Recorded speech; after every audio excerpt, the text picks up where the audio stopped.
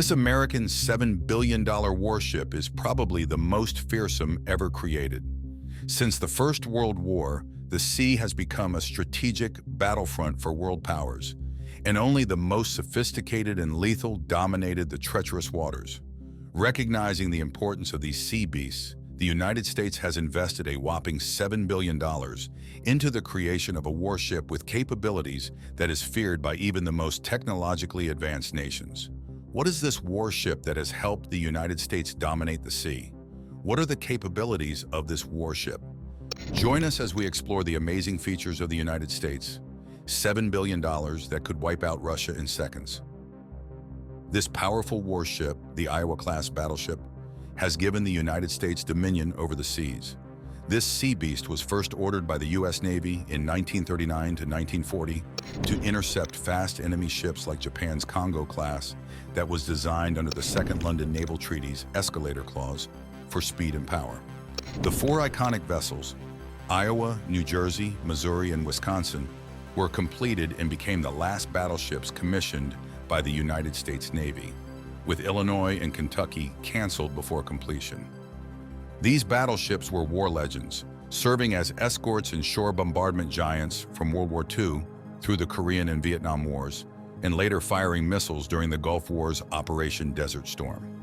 Reactivated in the 1980s with modern missile systems, they were part of the ambitious 600-ship Navy initiative, showcasing American naval might on the global stage.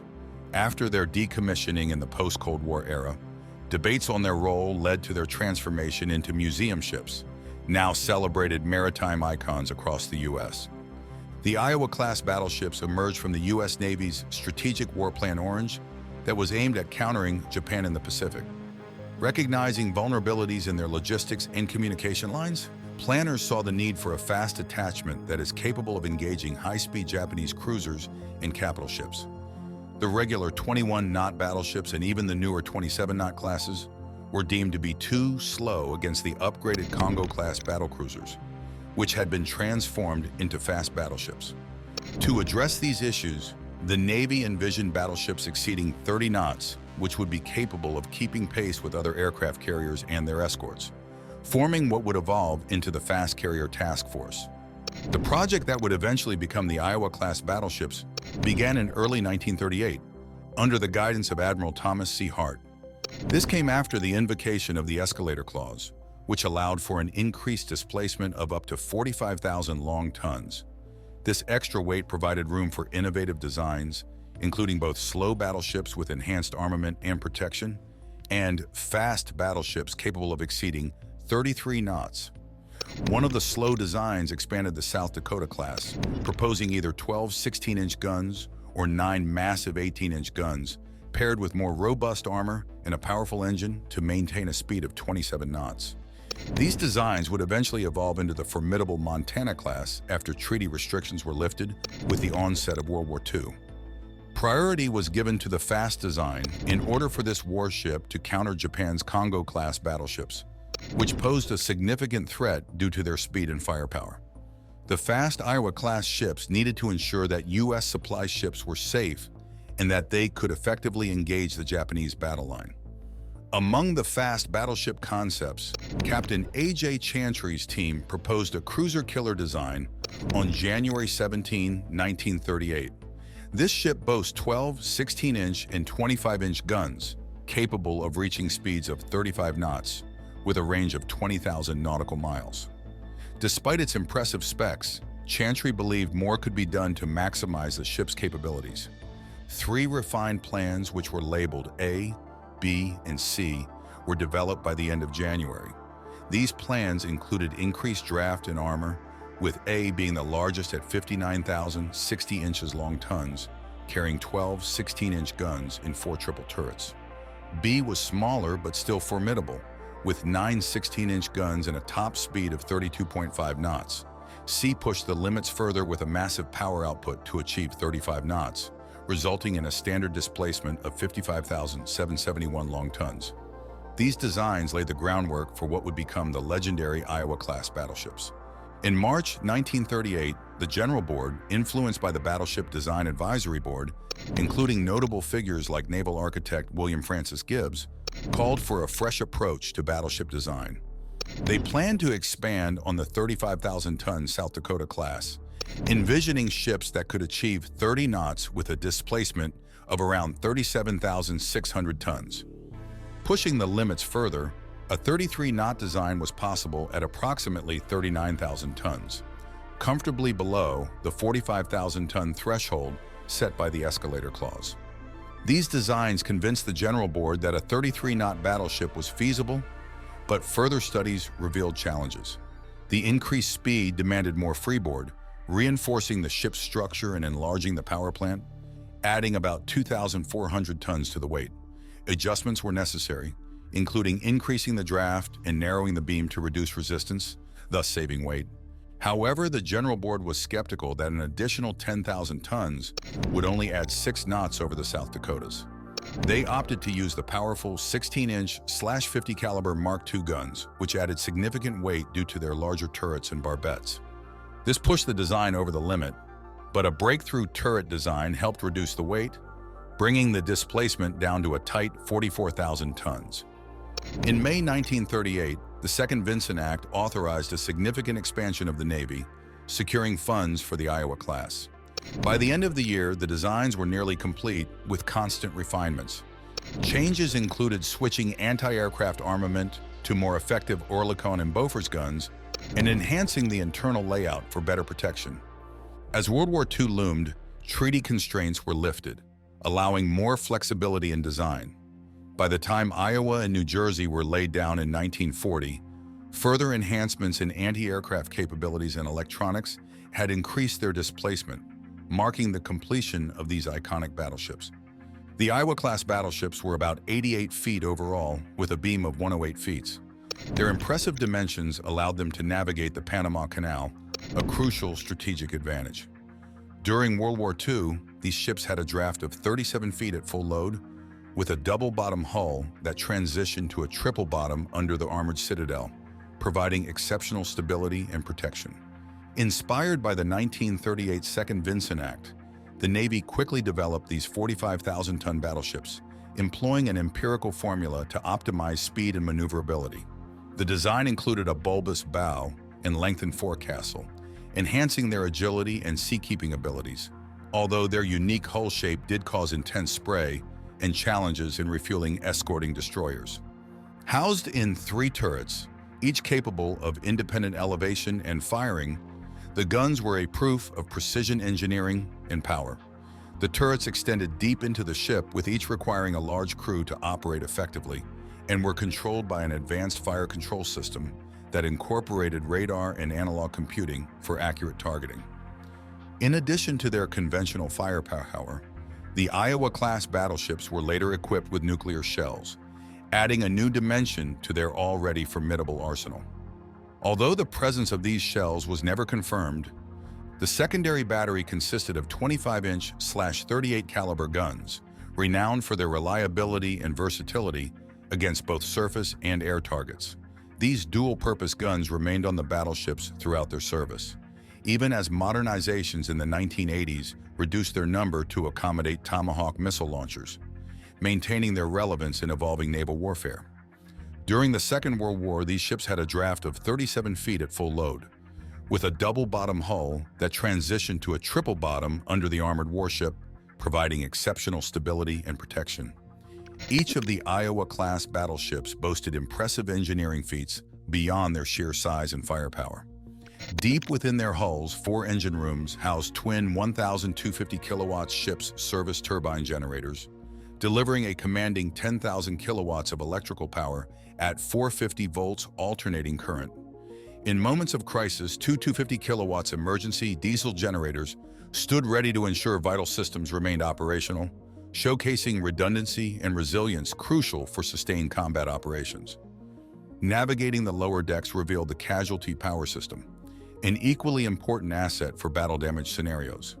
Its robust infrastructure featured substantial 3-wire cables and strategically placed wall outlets dubbed biscuits, ingeniously designed to swiftly reroute power where needed most, ensuring critical systems could be restored or bypassed with strategic efficiency. Throughout their service from World War II to the Vietnam era, These behemoths were equipped with a formidable array of radar and electronic systems. Evolving from early SK and SG radars to the advanced AN/SPS-10 and AON/SPS-6 systems, their sensor suites were continually upgraded to enhance situational awareness and precision targeting capabilities. In terms of armaments, these battleships utilized sophisticated Mk-38 and Mk-37 gunfire control systems, integrating advanced Mark Series radars for unparalleled accuracy in directing both their towering 16-inch main batteries and agile 5-inch secondary guns. These systems not only set new standards in naval warfare, but also played important roles in engagements like the historic long-range straddle off Truk Atoll, demonstrating their deadly effectiveness against adversaries. Furthermore, their electronic warfare capabilities were equally formidable. From early ECM suites like the SPT-1 and SPT-4 to the advanced ULQ-6 system during Vietnam, the Iowa-class maintained a constant edge in countering enemy electronic threats. Equipped with radar direction finders, intercept antennas, and sophisticated jammers, they ensured operational dominance by safeguarding communications and disrupting hostile signals. The Iowa-class battleships were not just behemoths of steel and firepower. They were floating fortresses, clad in some of the most formidable armor ever conceived for naval vessels. Modeled on the all-or-nothing principle pioneered by their predecessors, the South Dakota class, their armor scheme was a masterpiece of engineering aimed at providing a zone of invulnerability against the heavy shells of enemy battleships. The main battery turrets themselves were veritable bastions of protection, with faces boasting 19.5 inches of Class B and STS armor, enough to shrug off even the most determined attacks. Turret barbettes were similarly encased in 17.3 inches of Class A armor, ensuring critical components remained shielded from harm's way. But it wasn't just about frontal defense. The Iowa class anticipated threats from all angles. Their conning towers stood sentinel with 17.3 inches of Class B armor on all sides, a testament to their designers' commitment to safeguarding command and control under fire. Even secondary battery turrets and propulsion systems enjoyed robust protection, with layers of STS armor ensuring operational integrity in the face of battle. Yet for all its might, the Iowa-class armor was not without its challenges. The General Board faced a delicate balance. Increasing armor meant compromising speed, a trade-off they were reluctant to make in an era where naval supremacy depended on swift maneuverability as much as raw firepower. Their underwater defenses were equally sophisticated, designed to absorb the crushing blows of torpedoes. Internal bulges and torpedo bulkheads, refined through rigorous testing and wartime experience, formed a layered defense against submarine attacks, further enhancing the battleship's survivability in the treacherous waters of the Pacific.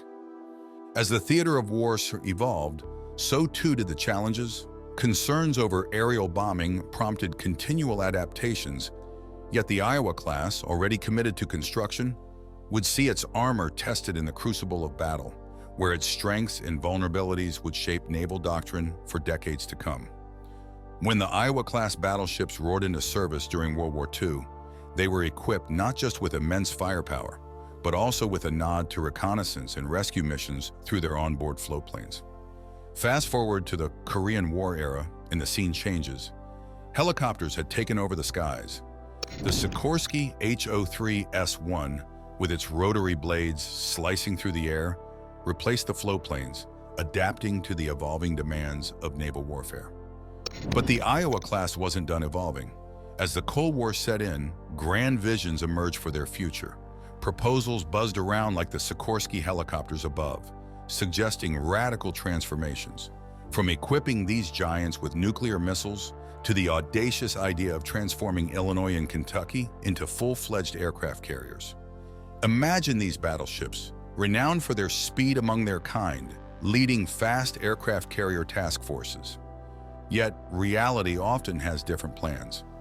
While Illinois and Kentucky were initially earmarked for carrier conversion, fate had other ideas. The battleship's legacy took a different course, with Illinois meeting the scrapyard and Kentucky halted mid-construction, ultimately repurposed for parts to keep her sister ship, Wisconsin, battle-ready after a collision. The Iowa-class battleships stand as monuments, not just to naval engineering prowess, but also to the dynamic shifts in military strategy and technology throughout the 20th century. From their humble beginnings launching float planes to the grand schemes of carrier conversions, their story weaves through history, a testament to the ever-changing face of naval warfare. In the mid-1950s, as the Cold War raged on and military strategies evolved, the Iowa-class battleships found themselves at the center of ambitious conversion proposals. The United States Navy's Long-Range Objectives Group had a bold vision: transform these formidable vessels into BBGs, guided missile battleships that could project power across oceans in entirely new ways. Two Talos twin missile systems stand ready, alongside RIM-24 Tartar twin missile systems, an RUR-5 ASROC anti-submarine missile launcher, and a Regulus II installation with 4 formidable missiles poised for action. Not just weapons, but flagship facilities, state-of-the-art sonar, helicopters buzzing overhead, and fire control systems tailored for the Talos and Tartar missiles, all woven into the battleship's sturdy frame. The price tag for this transformation, estimated between $178 and $193 million, proved too expensive for the Navy. A revised proposal followed, scaling back to 1 Talos, 1 Tartar, 1 ASROC launcher, and 2 Regulus launchers, with adjustments to the superstructure. Even this scaled-down plan, with costs still hovering around $85 million, failed to win approval. Undeterred, the program continued with new ideas surfacing throughout the 1960s and beyond. The transformation of the Iowas into guided missile battleships persisted, with proposals cropping up in 1962, 1974, and 1977. To bring this plan into fruition, admirals and engineers weighed the potential of installing the revolutionary AON/Spy-1 Aegis combat system radar on these historic hulls. Yet time and again, concerns about the battleship's aging hulls and the prohibitive costs of retrofitting them with sensitive electronics near their massive 16-inch gun muzzles halted these futuristic plans in their tracks. Now, let's move on to the Russian Sea Beast. Named the Zubr class, this ship is a remarkable class of Soviet-designed air cushion landing craft, or LCAC. Named after the European bison, these hovercraft are the largest in the world at 2023, with a displacement of 555 tons. They are designed for amphibious operations, transporting Marines, tanks, and naval mines from ships to shorelines. Currently, 10 Zubr-class hovercraft are in service, 2 with the Russian Navy and 4 with the Hellenic Navy. In 2009, China ordered 4 vessels from Ukraine, with 2 updated models built by Crimea's Feodosia shipbuilding company, followed by 2 advanced versions in 2023, numbered 3260 and 3261. The purchase of HS Cephalonia by the Hellenic Navy in 2000 marked a historic moment, as it was the first Soviet-designed naval craft built for a NATO member. In June 2017, Russia announced plans to restart production of Zubr-class craft. However, industry representatives noted that production could only resume between 2019 and 2021 due to challenges in sourcing and mass-producing components like gas turbine engines and reduction gears. NPO Saturn and Turboros, among others, developed new marine gas turbine engines and gear systems to address these issues. The Zubr-class hovercraft features a sturdy rectangular pontoon that provides exceptional strength and buoyancy, serving as the main load-bearing component of the hull. The superstructure is cleverly divided into 3 sections by 2 longitudinal bulkheads. The midsection houses the combat material compartment with tank ramps, while the outer sections contain the main and auxiliary propulsion units, troop compartments, living quarters, and NBC or nuclear, biological, chemical protection systems.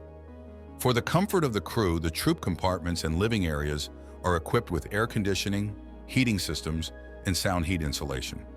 Vibration damping materials enhance the overall environment, ensuring a quiet and comfortable space for meals and rest.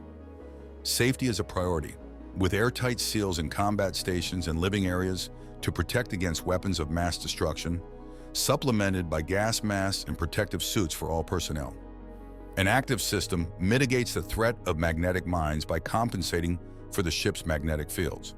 Additionally, the Central Command Post and MS-227 device compartments are reinforced with alloy armor, offering extra protection.